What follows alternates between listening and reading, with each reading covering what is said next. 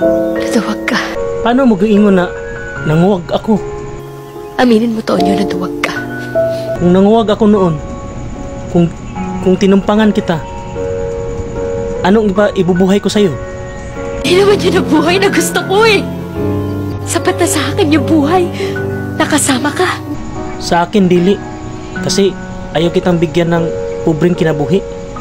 Kung tinumpangan kita noon, naglilisod na tayo ngayon. Wala akong trabaho. Sana sinabi mo. Anong wasabi? Wala nga akong pera eh.